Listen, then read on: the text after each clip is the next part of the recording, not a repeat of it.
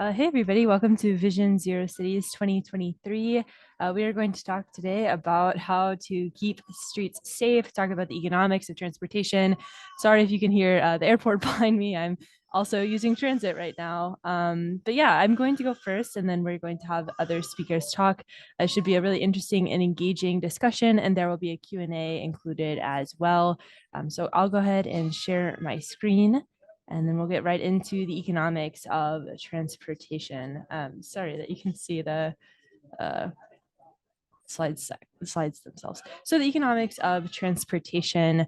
So my name is Kyla Scanlon. I do a lot of financial content work, work with Bloomberg, I'm writing a book on the economy, and I'm really excited to talk about the economics of transportation today because it's something that's really near and dear to my heart, as I know it is for everybody in this room. So the first thing that I want to talk about is the economics of congestion. And how traffic impacts everybody. I'm sure we're all very familiar with traffic, with high social costs, a lot of environmental externalities. There isn't really anything good about congestion, so all the cars stuck on the highways. I drove to the airport this morning and experienced it viscerally, as I'm sure many of you have as well. It reduces economic productivity, being stuck in traffic, and it also highlights the value of our time. So when we're stuck in traffic, we can't do other things like contribute to our jobs or hang out with our friends, doing things like that, and the value in having speedy connections. So people are able to get to where they need faster. Hypothetically, the economy grows faster because you have less interference from things like cars being stuck in traffic. So the economics of congestion, these are two graphs from Statista. So they show you how much congestion costs US cities in billions of dollars every year. So here you can see that New York, it's very expensive. They're actually implementing congestion pricing potentially, which should help to reduce some of these costs, but there's a lot of externalities of congestion, which I'll talk about a little bit later in the presentation. But you can just see the economic losses from traffic congestion in these US cities: New York, Los Angeles, Chicago, Philadelphia, Boston, the city that I'm in right now, DC, Houston, and Miami. And then this on the other side of the screen shows the states that are pouring money into their highways. So hypothetically, if you expand your highway, congestion should improve. However, that's not always the case. Going to this next slide, congestion causes a lot of lost hours and a lot of lost money. So like I said earlier, people are stuck in traffic. They can't do other things. They can't contribute to the economy in a meaningful way because they're just sitting in their cars. And that creates a lot of lost money opportunities. So there's a proposal called congestion pricing. And here it shows, like, if you have congestion pricing, that can help with efficiency improvements, revenue generation, environmental benefits, traffic reduction. However, drivers don't love it because you do charge people for congestion pricing. Basically, it's a fee if you're on the road at a certain time of day. Like I said earlier, New York is potentially going to implement some congestion pricing. And you can see that there's a lot of taxis that are stuck in traffic in Manhattan. So congestion pricing could be a really good thing to help free up the economy, et cetera. So going to the next slide, this is, I'm not sure if anybody has heard of the meme, one more lane, bro, but this is what I was talking about a little bit earlier. It's this idea that if we add one more lane to the highways, it'll fix everything. However, that's not always the case. And that's why we have to explore solutions, which the other speakers are going to talk about in their presentations later on. So neighborhood byways are one potential solution, and there's a lot of really good research around these ideas of like how do you improve greenways within cities. Neighborhood byways are one way to do that. Property values could increase, reduction in these traffic externalities, including pollution. There's even public health benefits, a local business boost, and then also an increase in perceived safety. So if there's a park in the middle of the city, people are going to feel a little bit safer in said city, and also they're going to slow down. Whether they're admiring the green or not, it depends. So this gets into the idea that a lot of economics is mental. So all the things that I just mentioned within these neighborhood byways, some of it is mental. So like public health benefits, people really benefit from being around green spaces. Local business boost, people are going to walk around cities more if they know that they can walk safely around. Increase in perceived safety, it's that perception of the city itself being safer. Going to a shift in how we see cities. This is sort of the underlying theme that I think a lot of people are exploring right now is like, how do we change how we live in cities? Cars are really expensive. Cars interacting with the world are expensive. They sit on highways and destroy highways, but we need cars, and we also need green spaces and walkable byways. So it's about how we integrate those two things and make it so both are possible at the same time. So I'm going to stop sharing my presentation and go to the next speaker, which is Mark. All right, thank you, Kyla. So hopefully everybody can see my screen. My name is Mark Vogl, and I'm a project manager with Great Rivers Greenway District in St. Louis. We are a regional parks and recreation district that operates in 3 different counties: the city of St. Louis County, and St. Charles County. Very, very large area. We've been around for about 20 years. We are a public agency that is sales tax supported, and we're currently building greenways in 18 different corridors. To date, we've built about 135 miles, but I want to talk about today is a greenway that is in the heart of St. Louis. That's really the most ambitious project that we have undertaken to date. The project is called Brickline Greenway, and the big vision for this project is that it'll connect the Gateway Arch National Park on the east side to Forest Park on the west, Fairground Park on the north, and Tower Grove Park on the south. And really connecting a bunch of neighborhoods throughout the city of St. Louis, and make the city much more of a livable place, and provide a lot more recreation and alternative transportation opportunities. A little bit of history in St. Louis, just very quickly. After World War II, St. Louis was a real strong economic and manufacturing powerhouse. And along with a lot of that capital came the ability to disinvest. And so we were able to secure a lot of millions and millions of dollars to build infrastructure and social programs and stuff that allowed for the white flight that emptied our cities. And we basically tore down massive areas around downtown St. Louis. This particular neighborhood was Mill Creek Valley. And the image on the left and the right is very stunning. It's very sad, but this happened all over St. Louis.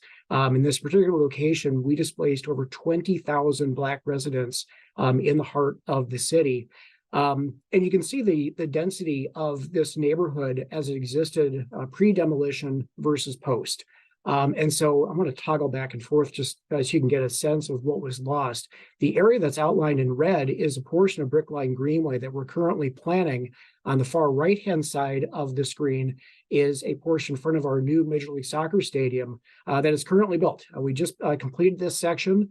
It is an example of what we're intending to build throughout the entire city. You can see the actual shared use path on the left-hand side, which amounts to a lane diet on a very, very overbuilt roadway that used to carry traffic for a city that at one time was almost 1 million people, and we're about a third of that right now. We used to carry streetcars and other things, so we're reclaiming a lot of this open space for the Greenway itself. Along with this project here is a memorial to the residents of that neighborhood that was displaced.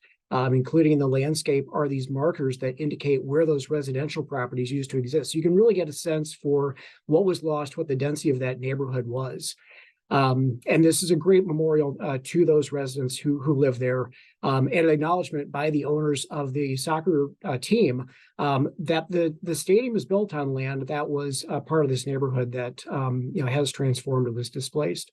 Another project that we're working on with Brickline Greenway is the Fairground Park connector in the north part of the city. And unfortunately, this is another image that is all too common in the city of St. Louis. A lot of disinvestment, a lot of overbuilt infrastructure that really is not used. But with the Greenway coming in, again, reclaiming some of this open space, this transportation for open space, we're intending to create a much stronger environment and hopefully lead to, let it be a catalyst for reinvestment in a lot of these areas. And so treating both sides of the street with a level of care and quality that should benefit the entire neighborhood, then an eye-level view of the same thing. This is intended to be about a $245 million project, of which we're proceeding as fast as we can raise the money to do. As I mentioned, we are a sales tax supported local organization, and we've committed $15 million to this project. The rest of it is coming from private and federal sources. So we've been very, very aggressive about going after some of the programs that are out there right now. And we're proceeding as fast as we can raise the money. And so these coming years, 25, 26, 27, are going to be pretty heavy for us in construction, but we're going to take our time to ensure that the projects that we're building are to a level of quality that is deserving for these neighborhoods that we have disinvested in. So with that, I'm going to turn over to the next person. So the next speaker will be Nicole. Are we good? Can you see the screen? Yeah, you're good. Okay, I'm Nicole Horst with Wenk Associates, and we are working with Salt Lake City on the Green Loop. And this is really, it's been a project that's been in the work for 15 years in planning, in past planning documents, to bring 60 acres of green space to downtown Salt Lake City by converting the right-of-way. And if you're familiar with Salt Lake City at all, they have extremely wide right-of-ways, like maybe similar to what Mark showed in St. Louis, but 120 feet wide, and that can be even wider when you go building face to building face, up to 150 feet sometimes, with 7 lanes of traffic and parking. And so this project is really how we can take that and rethink it throughout downtown to provide better urban forest, active transportation, friendly places for people. And it's working with multiple city departments to really be able to see that vision through. We reached out to the public, and these are the guiding principles that are really forming how we're thinking about this. And green space and park space within downtown, the number 4 and number 5, are really something that's exciting. But when you think of these right-of-ways and fire access and all the utilities that are underneath them, is something I'll talk about here with the challenges to really see this vision through. So we are in the planning process and kind of in public engagement right now. Why a green loop for Salt Lake City? Salt Lake City it's looking to double its population in the central business district in the next 24 months. So it's growing fast. And when you look at, you can see here the line is the green loop, and within that downtown, there aren't that many park spaces. So less than 30% of the downtown is within a 5-minute walk. And when you compare that to comparable cities, it's under 2%, where Portland, 4.2%, Denver, 6%. When you put the green loop into that mix, it really starts to increase that to 60% within a 5-minute walk within downtown. So it increases park equity. Stormwater was on that list. It's very relevant and something we heard from the community that they really care about. Improving water quality to the Great Salt Lake, which is, something of on the radar right now in topics. And then active transportation, how this can really discourage car usage and increase bike usage. And really, it can also encourage further development. There's 34% of the downtown land use in Salt Lake City is developable, but is underutilized. So, and 27% of that is parking lots. So how can we really switch that to develop underused parcels that can provide tax revenue and housing, and use the green loop to incentivize that development to happen? Our focus has really been on 200 East. So the eastern leg of the green loop, it's 9 blocks. It's a major corridor that really has 3 distinct areas. The north here, you can see it has these tall buildings. It has a pretty consistent urban street wall, a lot of height. The civic blocks in the middle, this is Library Square and Washington Square, so much better open space and tree canopy. And then the southern blocks it's a mix of varied building scales, varied distance that the buildings sit back from the right-of-way, a lot of residential, schools, commercial, more driveway cuts. So a lot of differences with adjacencies as we're thinking about how we can convert the right-of-way and provide this green space, and how that works with fire access and aerial access and the different parking needs of those adjacencies. So the existing streetscape, you can see here, roadway and parking takes up 72% of that.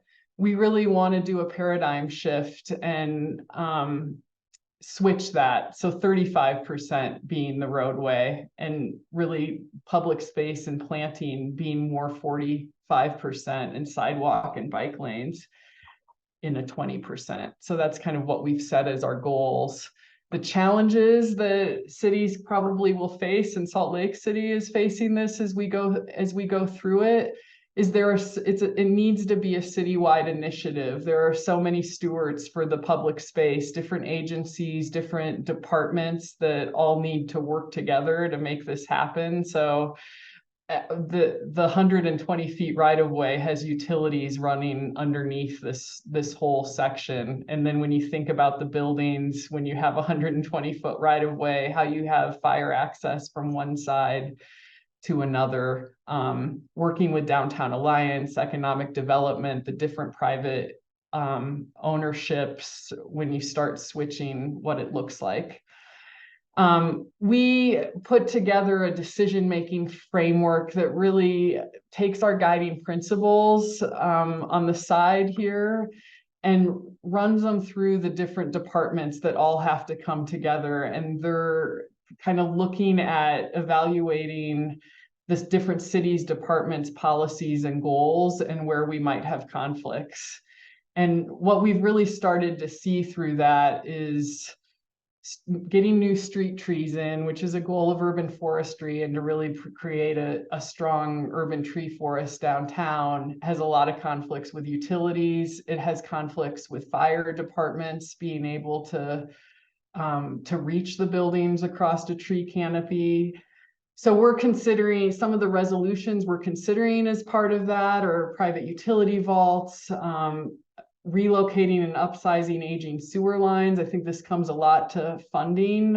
Utilities doesn't have funding to replace a lot of this, but when you think about redoing an entire street, making sure all that infrastructure is done so it doesn't have to be torn out later.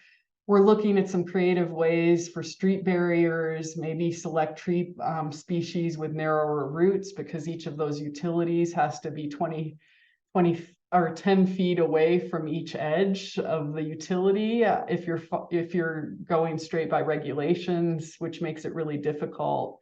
Alternatives for shade, are there ways that we could do trellises or public art that could provide that? Fire in streets for getting access up to buildings. So could that be shared access, where we're thinking about flexible plazas, movable features, prioritizing places for parks that don't have conflict with fire.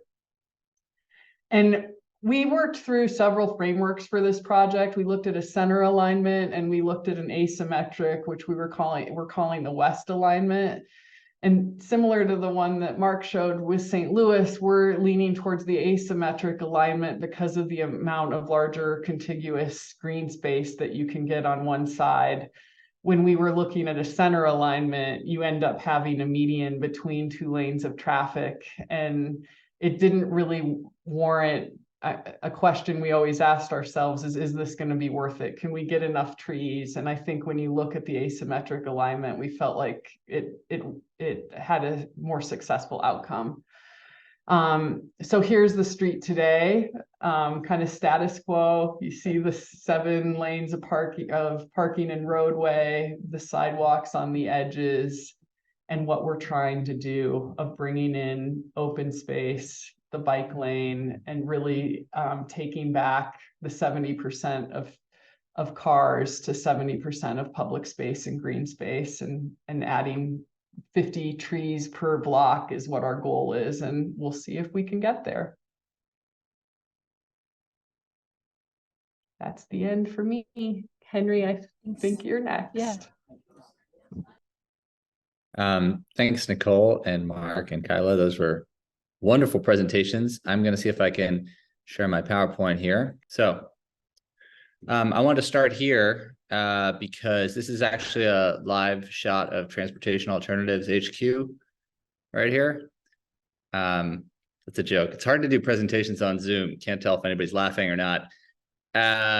This is not TAHQ, but I was on Brian Lehrer in New York City yesterday, and I think this is a real perception that people have about what advocacy organizations, city governments, et cetera, are trying to do in their neighborhoods, no matter what the end goal is. This often seems to be the way it's perceived. I guess I should start by introducing myself. My name is Henry Grabar. I'm a journalist. I'm also a Loeb Fellow at the Harvard Graduate School of Design, and I recently wrote a book about parking. Hence my interest in how the parking question relates to all the things that we're talking about today. I use this cartoon because, unfortunately, it seems like whatever it is that we're trying to do with the public right-of-way in U.S. cities, there seems to be this immovable opposition over the question of parking. And one of the stories that I wrote about in my book was the effort to build a protected bike lane on the Upper West Side of New York, where a woman riding a city bike had been she was killed because she was hit by a turning garbage truck on that street, which is adjacent to Central Park. And advocates in the community fought for years to get a bike lane built, a protected bike lane. And the opposition was, of course, about the loss of parking. And I think you see this over and over again. And I think it's something that we obviously is concerning as advocates and as people who would like to see our streets move away from being so auto-oriented towards new uses. But at the same time, I guess there's an optimistic way to look at this, which is that if this is the main source of opposition to changing the way the streets look, then this is certainly something that can be overcome. I share these images because, well, on the left, you see one of my favorite stories about bike lane construction, where a local business owner in San Diego told the mayor, there's blood on your hands if they remove 22 parking spaces to build a bike lane. And I'm sure that many of you are familiar with this kind of rhetoric and some of the projects that you've been working towards. But I would suggest that this is an issue that affects pretty much every American city. On the far right, you see the bike map of Brooklyn, which you would think is one of the most densely populated places in the United States would be the kind of place that would be really easy and safe to bike around. And it is in some ways relative to the rest of the United States, but it certainly has a long way to go. And what I like about this map is that it shows two really clear, bright green, protected greenways. One of them going east, let's just say horizontal from Prospect Park, the green trapezoid at the center, or polygon at the center of this map, and then another one going south. Now, both of those were built in the 19th century. And so I think when you have a map that shows that your best bike infrastructure is not from the previous century, but from the century before that, it shows that we have a lot of work to do. Obviously, we are doing that. And I think hearing these presentations today is just making me more enthusiastic about our ability to convince people that we all have something to gain from moving the way our cities are designed away from being all about moving automobiles and storing them in the public right of way and towards a new paradigm. Just to give you an example of a real concrete place where I think this conflict comes up over and over again is around daylighting and bump outs. And I think because this is a group that is gathered for the Vision Zero conference, you probably are already familiar with these concepts, but I'll just say that these images are from NACTO, the National Association of City County Transportation Officials. And you can see on the left the way a street looks now and the way that the driver approaching the intersection has a kind of limited sight line going into that intersection. It's hard for that driver to see whether people might be approaching the crosswalk on the near side of the intersection. And then on the right, you can see what might happen if we were to remove some of those parked cars and bump out those sidewalks a little bit. Now, this has the additional benefit of shortening the distance that people have to cross when they're crossing the street. And it also, by removing those sometimes parked very tall cars around the side, the crosswalk, makes it possible for the driver to see if somebody's about to cross the street, particularly if that person is small. And this is an example of, like, you really couldn't come up with a simpler and more proven intervention to make an intersection safer for pedestrians. But of course, the flaw with this design is that it does require moving removing as many as 8 parking spaces from around this intersection. And I think this is the reason that we don't see these built more often. So all of this is to say, I wish I could say that I have the answers for you about how to, defang the threat of a parking shortage as it comes up in these community meetings where we discuss these issues. But perhaps the remaining portion of our discussion will, in fact, yield some suggestions about how to deal with this subject. I want to close by showing some images from Paris, which is where I was living until recently. And Paris has done a very cool program, which I like because, well, I'll just introduce the program first. It's called, they call them the school streets. And what they're doing is they're closing streets traffic outside school buildings. And this is attractive for a few reasons. One of them is that there's an immediate logic for this. First being that the pollution and the noise from the traffic has a negative effect on the students' ability to learn, but also that the traffic outside the schools poses a safety risk, obviously, for the students. And in fact, many Parisian schools, up until this project was undertaken, had these sort of iron guardrails that were built between the street and the school. So you would get out of school and you couldn't just get into a waiting car or something like that. You can't even cross the street because there's a huge fence going up the whole length of the street. They've now been able to remove those fences because, as you see in these photos, they've begun closing these blocks one by one to make them into these kind of very low touch and low design playgrounds or public spaces, which tend to get used in all sorts of ways that I think planners can't possibly anticipate. And I think it's pretty cool to see. And it seems like it's also been met with a degree of approval that's sometimes not present in some of these larger projects that have been undertaken, even in Paris. And I think that's because it's a really nice sort of piecemeal intervention that can be undertaken here and there. When I was thinking about things that are happening in Paris, I think there's a tendency to think some of this stuff could never work in the United States. But this is one that definitely could, I think. And blocks where the schools are, at least in Paris, and I think often in the United States, in many residential neighborhoods, they tend not to be on 10-lane arterials. And so, at least in the case of Paris, what this actually means in practice is less an obstacle to circulation, although it is now slightly more challenging to drive down these blocks if you need to make a delivery or something like that. And more so, it's just about removing the parking spaces, because that's really what these streets were functioning as before they were turned into public spaces, was just storage for private cars. So with that, I'll end this screen share and we can begin our discussion. So feel free to drop some questions in the Q&A. The first question is asking both Nicole and Mark about the projects that you discussed and if they're being developed in coordination with zoning. Yeah, I can start. In St. Louis, the honest answer is no. We are doing the Greenway is doing the Greenway project within the city rights of way, but the city of St. Louis itself is updating its strategic land use plan at the same time. So there's a collaborative effort that's happening that we're not really controlling. It's kind of outside of our authority to do any kind of land use or zoning. However, they are, as part of that process, they are looking at opportunities for trail and transit-oriented development and how that infrastructure investment may have an impact on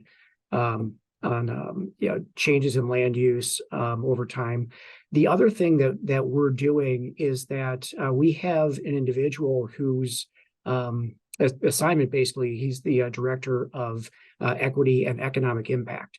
And so he's looking at examples from other cities in the country that have experienced gentrification and displacement, and some of the unintended consequences of these, the benefits of Greenway in urban situations, and trying to look at what programs or opportunities might be out there to allow people to remain in their neighborhood without being priced out, both on the residential and on the retail side. So, we're trying to do what we can to partner with other agencies that have zoning and land use as part of their authority, but that's something that we don't really have the authority to do.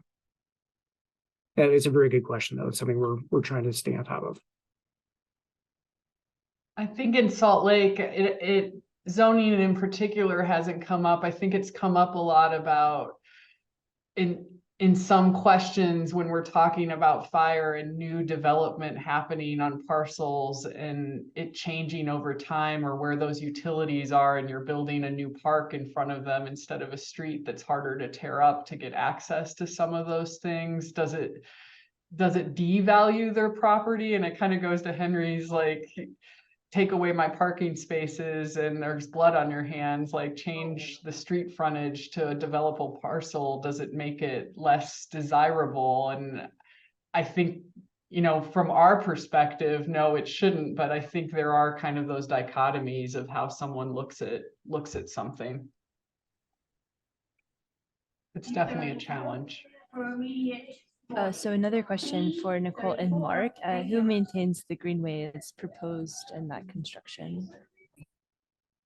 I'd love to hear Mark's answer. I will say we are working on a role. I didn't put it in the slide, but we have a roles and responsibilities matrix that we are also working on. And since our project is in planning, we've kind of taken who does it now and who will do it in the future. And I will say there are a lot of things that are landing in that who will do it in the future.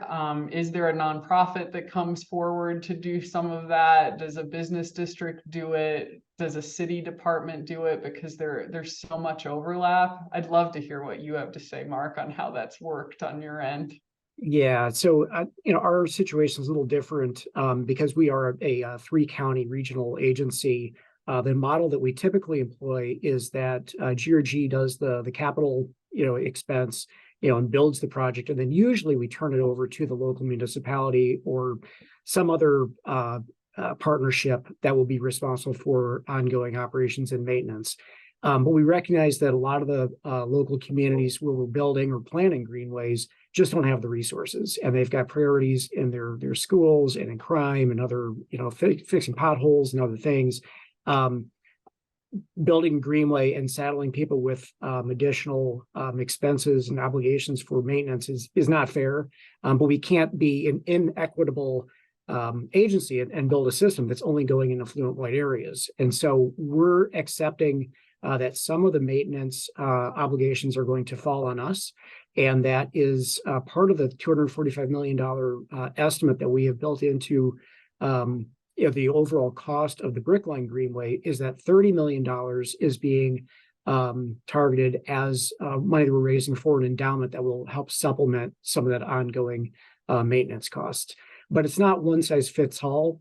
Every location where we're going, we're looking for other partnerships. So, the beautiful project that I showed earlier with the new Major League Soccer stadium, the ownership is actually helping with the maintenance of that project. We're going by other big institutions and college campuses and things like that, where they do have some resources where they can, help out with the O&M costs. And so it's going to be a kind of piecemeal approach that's going to change depending on where we are in the city.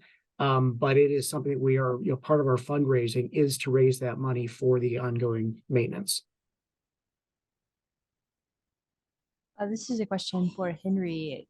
Did Paris, or does Paris, have the same issues that the United States has with parents stacking in front of schools for pickup and drop off? And if so, how did the school street impact those operations?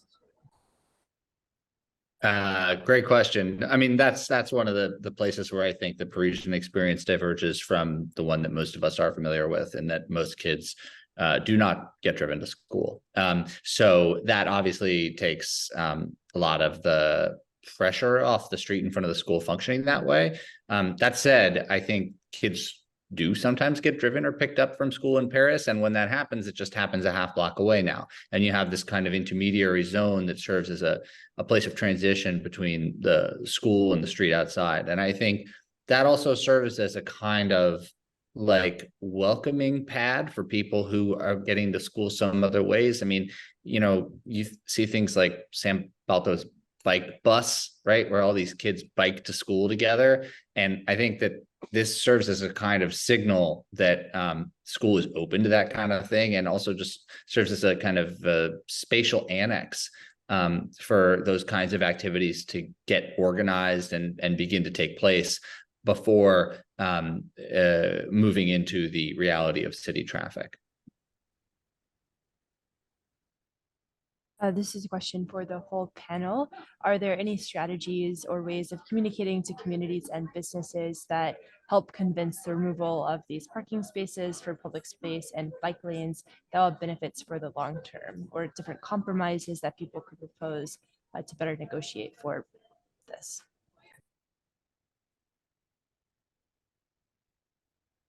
We did some, as part of some of the research that we did on economics, we've seen, and I don't know where the study came from, but that people biking and walking tend to stop at businesses more than people in their cars.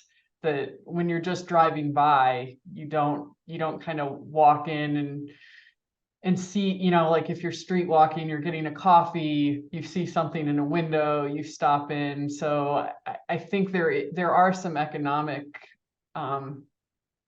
research out there that getting out of the car and being maybe more bike friendly will help that, but be my first answer on that one.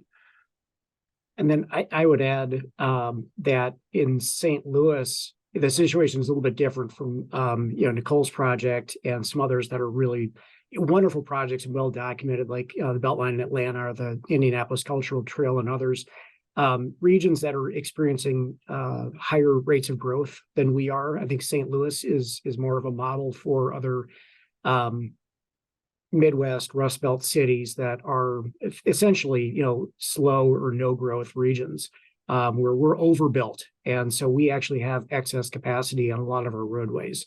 And so it doesn't take as much convincing to explain to people how, the roadways don't need as much space for cars as they did, a half century ago. We also have a situation here where some of our corridors are some of the most dangerous urban corridors in the country for traffic accidents and pedestrian fatalities. And so it's unfortunate, obviously, but that does help when we're going after certain types of grants, like the RAISE grant right now, which does have a priority placed on trying to promote safety. And so Grand Avenue, one of the examples that I shared is unfortunately one of those corridors that has a lot of really horrible traffic and pedestrian accidents. And that's part of what we're trying to do is curb the highway speeds on local roadways, which is what we see right now, whether it's just, drag racing or, people zipping around and going through red lights and things like that. As much as we can do traffic calming, that's actually a pretty easy sell for residents who live in these neighborhoods and are suffering from the impacts of that, sort of out of control traffic situation. I think those are all really great points. I want to add that I think it's helpful to remind people that some of these changes, like just, the very concept of a greenway itself, about who that's designed for and who that's going to make life better for in the city. I was at a panel on disability last night, for example, and some of the panelists were saying that they welcome some of these examples of car-free urbanism, provided that it's accessible to them. And I think that should serve as a way of thinking about other groups that could use this space. I'm thinking about, in particular, children, which I already mentioned. I think it's that's an important one, and also senior citizens too. And so I think if we can broaden the perceived constituency for who these spaces are important for, we can make it easier politically to get them done. And I think that's the other thing about the School Streets project, is that it's useful to be able to invoke the the needs of kids who should be able to use these facilities in cities. And I forget who said this originally, but one thing that I've heard about bike lane design is that you should ask yourself every time you're building a bike lane, would I feel comfortable bringing my kid here? And if the answer is no, then that's not how you should be building that bike lane, and you should be building it differently. And I think beyond thinking about broadening the user base and emphasizing that this is something that will benefit everybody, there's also the question of politicians. And somebody organized the other day a sort of experiment in California to get politicians to use transit and not use, just to say not use cars all week. And I think this is one of the most effective tools of political organizing, is to get politicians to actually use the systems they supervise, whether it's transit or bike lanes or just walking, because they so seldom do. And I think it's this will sound familiar to people who are listening to this conversation, but I think until you actually experience the infrastructure some other way than from behind the windshield, it can be hard to perceive just how insufficient it is, right? I mean, people see the paint on the side of the street and they say, well, oh, there goes another bike lane, right? Those bike lane people are really making progress.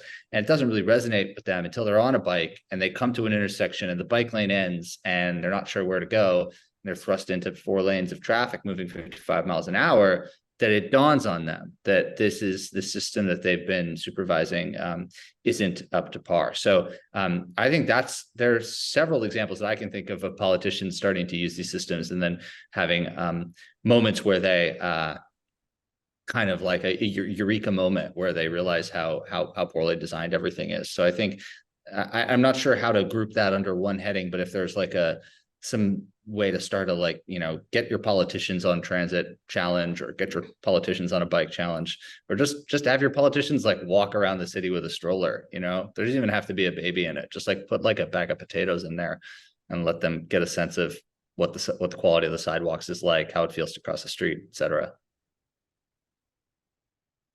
The next question is, are there new opportunities that are cropping up with the post-COVID decline in commercial real estate and efforts to add more to housing cores through, I think, converting CRE to residential?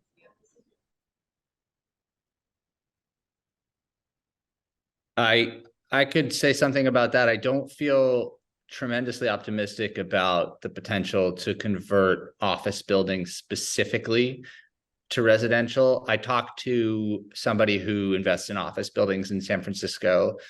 She's having a rough year, that's for sure. And she said basically the value of the building has to fall to zero before it starts to make sense to think about converting it to residential, even in a market where apartments sell routinely for many millions of dollars.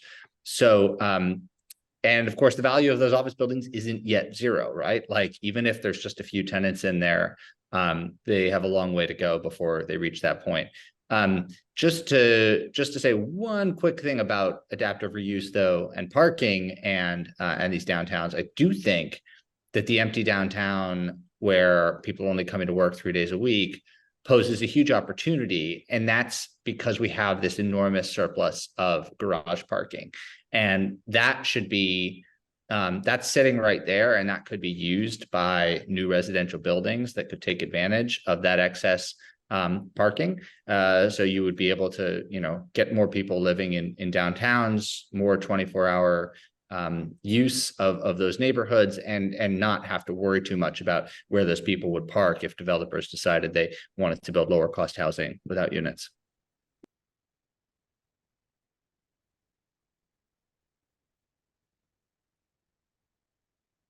Okay, so there's a question for me about congestion pricing showing up in other US cities and what that will look like. I'm not sure. This is not my primary area of expertise, but I do think, as the other panelists have highlighted, a lot of people are thinking about how we can improve traffic and therefore improve the economy. So the next question is, were any traffic analysis performed for the Green Loop proposal?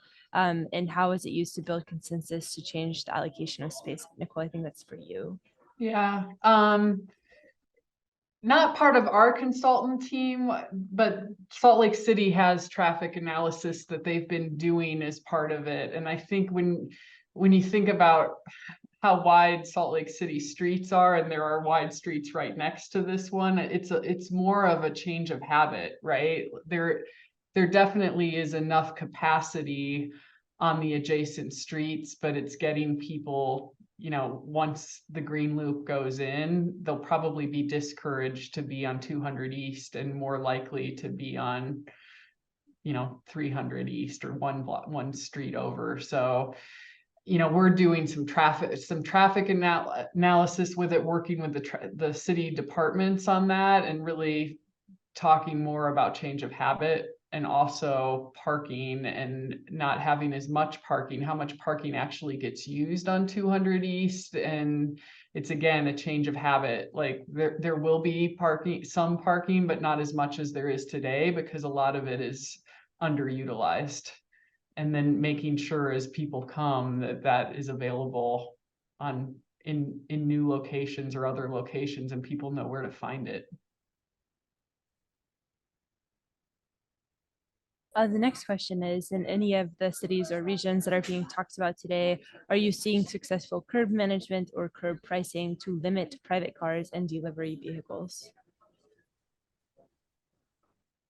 I guess I kind of touched on that a little bit. I mean, I think ours is gonna change. I think there's a perception of how much is actually used and then what is actually used. I mean, Henry this is his expertise on parking, but the curb management for deliveries, I think, is something interesting that we are going to have to focus on our project too, and making sure, how does that work? And that when you narrow the street and you don't have as much space to pull over for an Amazon truck or a food delivery service, because I think a lot has changed with people using those more, and making sure that there's access for that. Yeah, I agree that is an important new demand on street space. And even in New York City, where your average block probably receives like 100 Amazon deliveries a day, there's tremendous resistance to creating loading zones. And I'm sure that's the case in Boston and Philadelphia and a bunch of other cities where street parking is tight. In fact, I once heard from somebody at the New York City DOT that they joke that the fire hydrants are the de facto loading zones, and they can't convince anybody to build more loading zones. They could at least build some more fire hydrants and thereby create room for the Amazon trucks to pull over and make their deliveries. Which I guess, make of that what you will. I think when it comes to curb pricing, there actually is a growing awareness of Don Shoup's 3 axioms of parking reform, one of which is that the street parking needs to be properly priced. So I think you're seeing more and more cities decide that it does make sense to put a price on street parking, and thereby lower the amount of time people spend looking for parking, force long-term parkers into slightly further away spots. And I think that the problem is that it's all well and good to charge for the parking, but then I think there is that barrier of thinking about, okay, now what if we take this and we use it for something else, right? And obviously we saw this happen during the pandemic, where all these curbs got transformed into other uses. And I feel like now many cities are struggling to hold on to the gains that they made in terms of having people think in new ways about that street space. So I think what I think is interesting about like looking at the plan that Nicole was showing is it's like, it's not even it's a lot of that width is coming from the street itself, rather than, the street still looks like a normal street. It's just like there's a whole couple lanes that have been chopped out of it. And I think that's kind of attractive because it does preserve that mode of access. And there's something to be said for curb parking if it's properly priced, and available to the users who need it, as allowing a very convenient point of access for deliveries, pickup and drop offs, et cetera, quick errands, so on.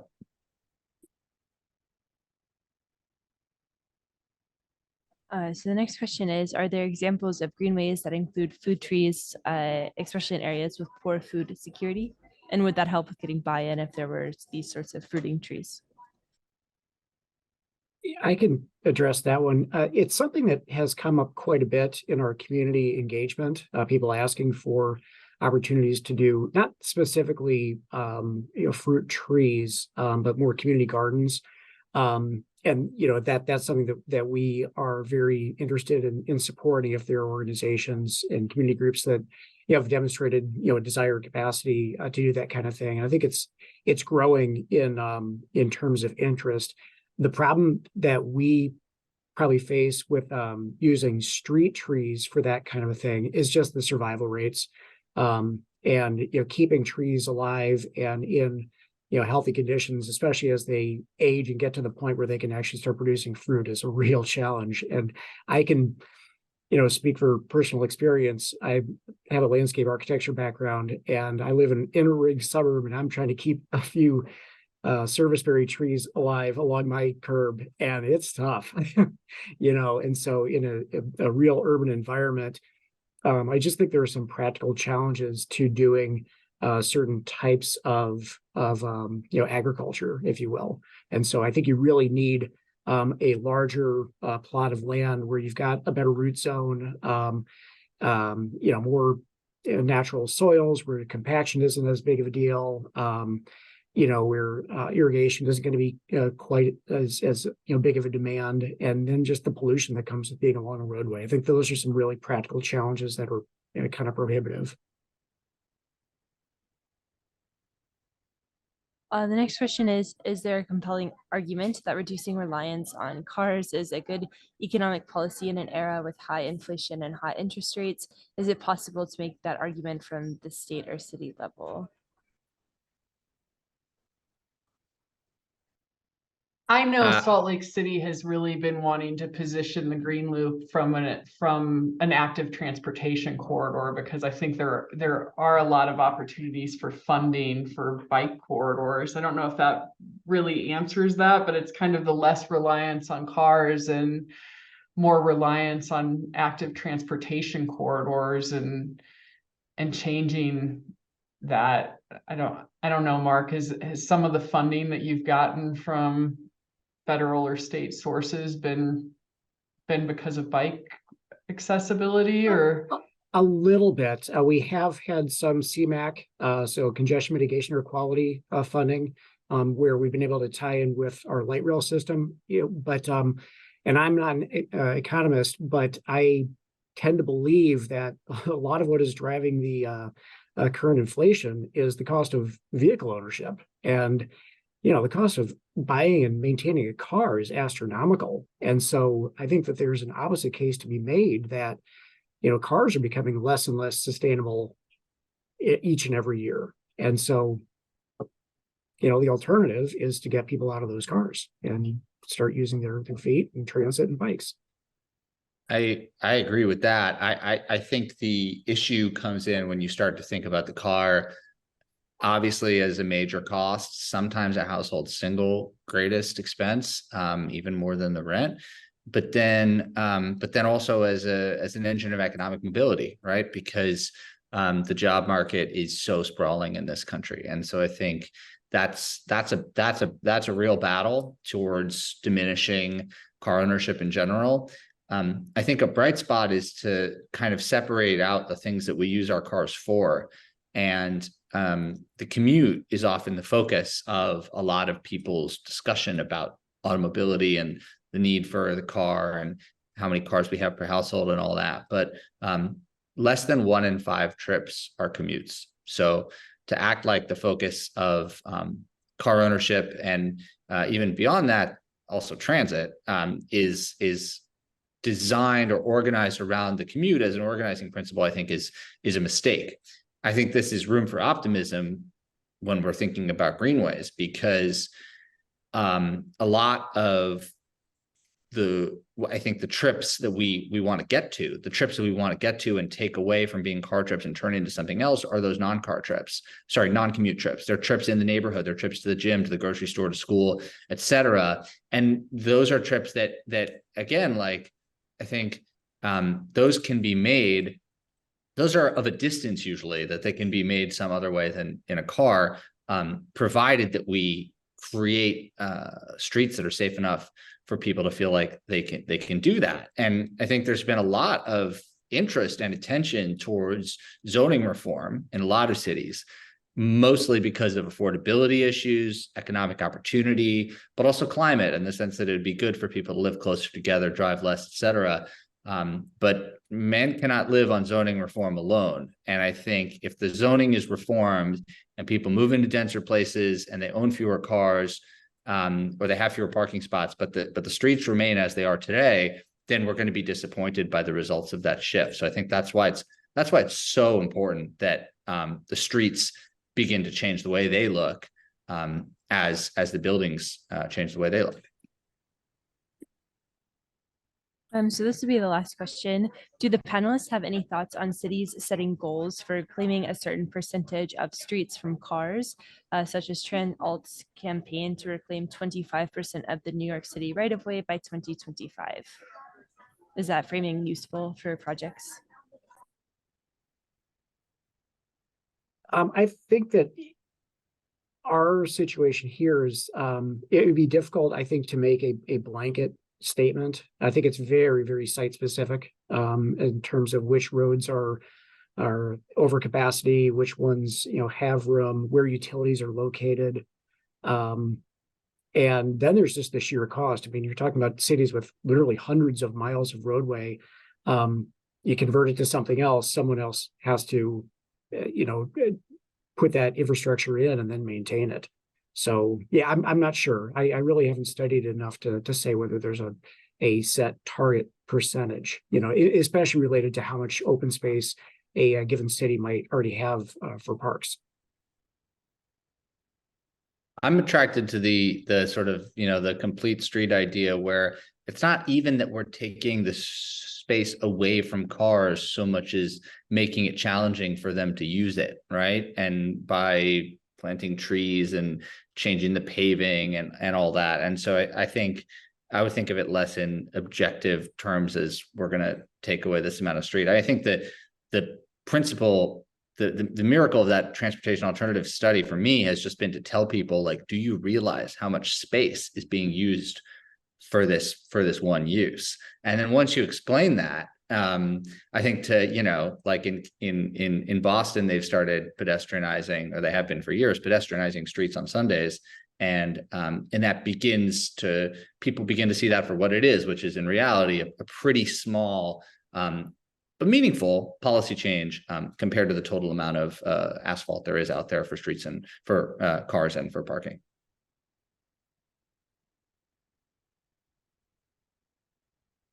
Nicole, do you have any thoughts before we wrap up? I agree with, I think, what's been said. I think it might be harder on a city level, although I think setting those goals gives you something to strive towards. We're doing it on a project level with Salt Lake, with the Green Loop, and trying to figure out, I think in our whole question, if we do this, is it worth it? When you try to figure out how you can get trees with the conflicts of fire and utilities, do you get enough trees and enough green space that the project in the end is worth it? And we're still learning that. So it'll be interesting to kind of follow it along. And I think it is. I want it to be, because we all want to be visionary and want to make it successful. But there are a lot of hoops to get through to get there. All right, thank you so much, everybody. The next panel is at 3:30 p.m. Eastern time. And thanks for hanging out today. Thank you. Thanks, Bye. everybody.